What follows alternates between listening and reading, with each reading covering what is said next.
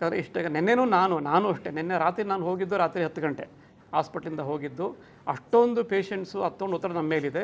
V are all working overtime and double hour capacity. ನಮಗೆ ಎಷ್ಟು ಸಾಧ್ಯ ಒಬ್ಬ ವೈದ್ಯನಿಗೆ ಅದರ 2 ಪಟ್ಟು ನಾವು ಕೆಲಸ ಮಾಡಿದ್ದೀವಿ. ಈಗ ನಾನು ಜೂನ್ 1 ತಿಂಗಳು ಡೆತ್ತನ್ನು ನಾನು ಕೊಡ್ತೀನಿ. ಕೆಲವು ದಿವಸ 0 ಡೆತ್ಸು, ಕೆಲವು ದಿನ ಬರೀ 1 ಡೆತ್ತು, 2, 4 ಇದು ನಿನ್ನೆ ಒಂದೇ ದಿವಸ 11 ಡೆತ್ ಆಗಿರೋದು. ಅದರ್ವೈಸ್ ಜೂನ್ದು ಫುಲ್ ಡೇಟಾ ನಿಮಗೆ ನಾನು ಕೊಡ್ತೀನಿ ಆಯಿತಾ. ದಿನವಹಿ ಇದು ಅಡ್ಮಿಷನ್ ಎಷ್ಟು, ಫಾರ್ ಎಕ್ಸಾಂಪಲ್ 63 ಜನ ಅಡ್ಮಿಟ್ ಆದರೆ 1 ಡೆತ್ ಆಗಿದೆ.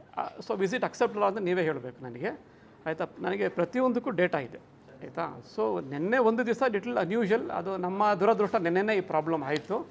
ಸೊ ಬಟ್ ವೈದ್ಯರು ಎಲ್ಲರೂ ಡ್ಯೂಟಿ ಮೇಲಿದ್ದರು. ಡಾಕ್ಟರ್ ಶ್ರೀನಿಧಿ ಅವರು ನಿನ್ನೆ consultant senior doctor on duty. ಈಗ ನಿನ್ನೆ ಏನಾಗಿದೆ, ನಮ್ಮ ಹಾಸ್ಪಿಟಲ್ ಅನ್ಯೂಷಲ್ ಆಗಿ ಜಾಸ್ತಿ ಡೆತ್ಸ್ ಆಗಿದೆ. ನಿನ್ನೆ ಬೆಳಗ್ಗೆ 8 ಗಂಟೆಯಿಂದ ಇವತ್ತು ಬೆಳಗ್ಗೆ 8 ಗಂಟೆವರೆಗೂ ನನ್ನ ಹತ್ರ ಸ್ಟ್ಯಾಟಿಸ್ಟಿಕ್ಸ್ ಇದೆ. ಒಂದು 11 ಜನ ಪೇಷಂಟು ನಿನ್ನೆ ಡೆತ್ ಆಗಿದ್ದಾರೆ. ಅದೇನಾಗಿದೆ, ಅದರಲ್ಲಿ ಇರೋರೆಲ್ಲ ಆಲ್ಮೋಸ್ಟು ತುಂಬ ಸೀರಿಯಸ್ ಆಗಿರೋ ಪೇಷಂಟ್ಸು. ಈಗ ಏನಾಗುತ್ತೆ, ನಮ್ಮದು ಟರ್ಷರಿ ಕೇರ್ ರೆಫರಲ್ ಹಾಸ್ಪಿಟ್ಲು. ಈಗ ಈ ಮೈಸೂರು ಸುತ್ತಮುತ್ತಲಿನ 5 ಜಿಲ್ಲೆಗಳಿಗೆ ಇದೊಂದೇ ಹಾರ್ಟ್ ಹಾಸ್ಪಿಟ್ಲ್ ಇರೋದು. ನಮಗೆ ಎಲ್ಲ ಕಡೆಯಿಂದಲೂ ಪೇಷಂಟ್ಸು ರೆಫರ್ ಆಗ್ತಾರೆ. ಸಾಮಾನ್ಯವಾಗಿ ಸಿಂಪಲ್ ಕೇಸಲ್ಲಿ ಅಲ್ಲೇ ಟ್ರೀಟ್ಮೆಂಟ್ ಸಿಗುತ್ತೆ. ಸೀರಿಯಸ್ ಆದವ್ರನ್ನಷ್ಟೇ ಅವರು ಮಡಿಕೇರಿಯಿಂದ ಚಾಮರಾಜನಗರದಿಂದ ನಮ್ಮ ಹಾಸ್ಪಿಟ್ಲಿಗೆ, ಇನ್ನು ಸೀರಿಯಸ್ ಸ್ಟೇಟ್ ಅವರು ರೆಫರ್ ಆಗಿ ಬರ್ತಾರೆ. ಸುಮಾರು ಜನ ಅಡ್ಮಿಟ್ ಆಗೋ ಟೈಮಲ್ಲೇ ಸೀರಿಯಸ್ ಇರ್ತಾರೆ ಅವರು. ಅದನ್ನು ನಾವು ಅವ್ರ ಹತ್ರ ಇಂಟ್ರ್ಯಾಕ್ಟ್ ಮಾಡಿ ಹೇಳಿರ್ತೀವಿ, ನಿಮ್ಮ ಪೇಷಂಟ್ ಸೀರಿಯಸ್ ಇದ್ದಾರೆ, ಬದುಕಲಿಕ್ಕೆಲ್ಲ ಪ್ರಯತ್ನ ಮಾಡ್ತೀವಿ ಅಂತ. ಸೊ ನಿನ್ನೆ ಅನ್ಯೂಷಲಿ ಸ್ವಲ್ಪ ಜಾಸ್ತಿ ಡೆತ್ಸ್ ಆಗಿದೆ. ಹಾಗಾಗಿ ನಮ್ಮಲ್ಲಿ ಸ್ವಲ್ಪ ಡೆತ್ ರೇಟು ಜಾಸ್ತಿನೇ ಇರುತ್ತೆ. ಆದರೂ ನಾನೊಂದು ಸ್ಟ್ಯಾಟಿಸ್ಟಿಕ್ಸ್ ತೊಗೊಂಡಿದ್ದೀನಿ. ಫಾರ್ ಎಕ್ಸಾಂಪಲ್, ಈಗ ನಾವು ಕಳೆದ ವರ್ಷ ನಾವು ಇಡೀ ಹಾಸ್ಪಿಟಲ್ ಅಡ್ಮಿಷನ್ಸ್ ತೊಗೊಂಡ್ರೆ ನಮಗೆ ಹೋದ ವರ್ಷ 2025 ಜನವರಿ ಟು ಡಿಸೆಂಬರು ನಮಗೆ 1245 ಡೆತ್ ಆಗಿದೆ. 21,500 ಅಡ್ಮಿಷನ್ಸಲ್ಲಿ. ಅಂದರೆ ನಮಗೆ ಡೆತ್ ರೇಟು ಟೋಟಲು 5.7% ಹೋದ ವರ್ಷ. ಅಂದರೆ 100 ಜನ ಅಡ್ಮಿಟ್ ಆದರೆ 5 ರಿಂದ 6 ಜನ ತೀರ್ಕೊಳ್ತಾರೆ. That is the death rate on an average ಕಳೆದ ವರ್ಷದ್ದು ಇದು. ಈ ವರ್ಷದ ಡೇಟಾನು ನಾನು ತೊಗೊಂಡಿದ್ದೀನಿ. ಆಮೇಲೆ ಇಯರ್ ವೈಸ್ ನಾವು ಈ ಹಾಸ್ಪಿಟ್ಲೇ ಪ್ರಾರಂಭ ಆದಾಗಿಂದ 2010ರಿಂದ ತೊಗೊಂಡ್ರೂ ನನ್ನ ಹತ್ರ ಡೇಟಾ ನಿಮಗೆ ಒಂದು ಕಾಪಿ ಕೊಡ್ತೀನಿ. About 6 to 8% is the average death rate. 100ಕ್ಕೆ 6 ರಿಂದ 8 ಜನ ನಮ್ಮ ಹಾಸ್ಪಿಟಲಲ್ಲಿ ತೀರ್ಕೊಳ್ತಾರೆ. ಇದೊಂದು. ಮತ್ತು ಈ ವರ್ಷದ ಡೇಟಾನೂ ಇದೆ. About 5 to 6%. ಇದು international standard. Referral hospital tertiary care, this is the accepted mortality. ಯಾಕಂದರೆ ಬರೋರೆಲ್ಲ ಹಾರ್ಟ್ ಪೇಷಂಟ್ಸು ತುಂಬ ಸೀರಿಯಸ್ ಇರೋರು. ಇಷ್ಟು ನಿನ್ನೆ ಒಂದು ದಿವಸ ಮಾತ್ರ ಸ್ವಲ್ಪ ಡೆತ್ಸ್ ಆನ್ ಆನ್ ಆ್ಯಾವ್ರೇಜ್ಗಿಂತ ಜಾಸ್ತಿ ಆಗಿದೆ. ನಿನ್ನೆ 11 ಜನ, ಕೆಲವು ಸಲ 2-3 ಡೆತ್ ಇರುತ್ತೆ ಕೆಲವು ದಿವಸ. ಆವ್ರೇಜ್ ಔಟ್ ಮಾಡಿದಾಗ ಅಬೌಟ್ 6% ಪೇಷಂಟ್ಸ್.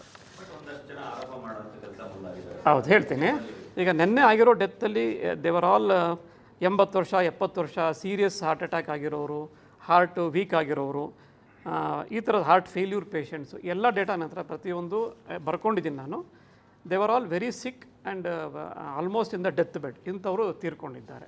ಚೆನ್ನಾಗಿದ್ದವನು ಸತ್ತೋಗ್ಬಿಟ್ಟು ಅನ್ನೋದು ಇದರಲ್ಲಿ ಯಾರೂ ಇಲ್ಲ ಆಯಿತಾ. ಇಷ್ಟಾಯಿತು. ಇನ್ನೊಂದು ಆರೋಪ ಏನಂದರೆ ಡಾಕ್ಟರ್ಸ್ ಇರಲಿಲ್ಲ ನಿನ್ನೆ ಅನ್ನೋದೊಂದು ಆರೋಪ. ಅದಕ್ಕೆ ಆ ಡಾಕ್ಟರ್ನೇ ಕರ್ಕೊಂಬಂದಿದ್ದೀನಿ ಆಯಿತಾ. ಇವರು doctor Srinidhi, he was on duty yesterday. ನಿನ್ನೆ 24 hours ಅವರೇ ಹಾಸ್ಪಿಟ್ಲಿದ್ದರು, ಇಲ್ಲೇ ಮಲಗಿದ್ರು.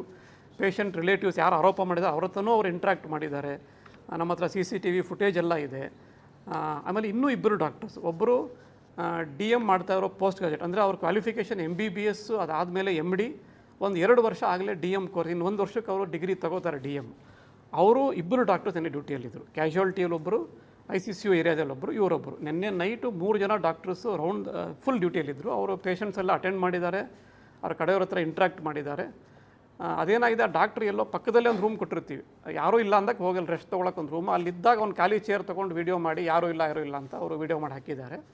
ಸೊ ಇದೊಂದೇ ಅಲ್ಲ, ನೀವು ಎನಿ ಡೇ ನೀವು ಯಾರಾದರೂ ಬನ್ನಿ, within 2-3 minutes doctor will attend. ನಮ್ಮ ಕ್ಯಾಶುಯಾಲಿಟಿ ಅಷ್ಟು ಅಲರ್ಟ್ ಆಗಿರುತ್ತೆ ನಮ್ಮಲ್ಲಿ. ಅಲ್ಲ, ಈಗ ಬರ್ತಾ ಇರೋ ಪೇಷಂಟ್ಗೆ ಡೆಫಿನೆಟಾಗಿ ಕೊರತೆ ಇದೆ ಸರ್. ಹೌದು, ಯಾಕಂದರೆ ನಮ್ಮ OPDಗೆ ನಾವು ಹತ್ತತ್ರ ಒಂದು 900-1000 ಜನ ಪೇಷಂಟ್ ಬರ್ತಾರೆ. ನಾವು 6-7 ಡಾಕ್ಟರ್ಸ್ ಅದನ್ನು ಕ್ಲಿಯರ್ ಮಾಡಬೇಕು. ಸೊ ಡಾಕ್ಟರ್ಸ್ ಇನ್ನೂ ಹೆಚ್ಚಿದ್ರೆ ಇನ್ನೂ ಒಳ್ಳೆ ಸರ್ವಿಸ್ ನಾವು ಕೊಡಬಹುದು. ಈಗ ನಿನ್ನೆನೂ ಅಷ್ಟೇ ICCU 1 ಎಲ್ಲಿ ಡೆತ್ ಆಯಿತು, ನಮ್ಮ ಹತ್ರ ಇರೋದು 18 ಬೆಡ್ಡು, ಅಲ್ಲಿ 25 ಜನ ಪೇಷಂಟ್ ಇದ್ದರು. ಬಿಕಾಸ್ ಎಲ್ಲನೂ ಬಿಕಾಸ್ ದೇ ವಿಲ್ ಒಂದು ಸಲ ಬಂದ ಮೇಲೆ ಬೇರೆ ಹಾಸ್ಪಿಟಲ್ ಹೋಗೋಕೆ ಅವ್ರಿಗೆ ಅಫೋರ್ಡಬಿಲಿಟಿ ಇರೋದಿಲ್ಲ, ಹೋಗೋಕ್ಕೆ ರೆಡಿನೂ ಇರೋಲ್ಲ. So we have to accommodate them. ಅವರೆಲ್ಲನೂ ಒಂದು 10 ಜನ ಪೇಷಂಟು ಟ್ರಾಲಿ ಮೇಲೆ ಮಲ್ಕೊಂಡು ಅವ್ರಿಗೆ ಟ್ರೀಟ್ಮೆಂಟ್ ನಾವು ಕೊಡ್ತಾಯಿದ್ವು.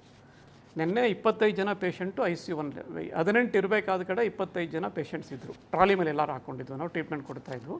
ಹಾಗಾಗಿ ಎಲ್ಲರ ಮೇಲೂ ಒತ್ತಡ ಆಗಿದೆ. ಹೌದು, ಅಟ್ಲೀಸ್ಟ್ ಇನ್ನೊಂದು 10 ರಿಂದ 15 ಜನ ಡಾಕ್ಟರ್ಸ್ ನಮಗೆ ಎಕ್ಸ್ಟ್ರಾ ಬೇಕಾಗುತ್ತೆ. ಹೌದು, ಈಗ ನಮ್ಮಲ್ಲೊಂದು 65 ಜನ ಎಲ್ಲ ಡಾಕ್ಟರ್, ಎಲ್ಲ ಸ್ಪೆಷಾಲಿಟಿ ಸೇರಿ ನಾನು ಹೇಳ್ತಾ ಇದ್ದೀನಿ. ಕಾರ್ಡಿಯಾಲಜಿಸ್ಟ್ಗಳು ನಮ್ಮ ಹತ್ರ 20 ಜನ ಇದ್ದಾರೆ. ಜೂನಿಯರ್ ಡಾಕ್ಟರ್ಸ್ ನಮ್ಗೆ ತುಂಬ ಬೇಕು. ಜೂನಿಯರ್ ಡಾಕ್ಟರ್ಸ್ ಅಂದರೆ ರೌಂಡ್ ದ ಕ್ಲಾಕ್ ICUನಲ್ಲಿ ಡ್ಯೂಟಿ ಮಾಡಲಿಕ್ಕೆ ನಮಗೆ ಜೂನಿಯರ್ ಲೆವೆಲ್ ಡಾಕ್ಟರ್ಸು ಅಥವಾ ಪೋಸ್ಟ್ ಗ್ರಾಜುಯೇಟ್ ಡಾಕ್ಟರ್ಸ್ ಬೇಕು. ಅವರು ಇನ್ನೂ ಹೆಚ್ಚಿನ ಸಂಖ್ಯೆ ನಮ್ಗೆ ಬೇಕಾಗುತ್ತೆ.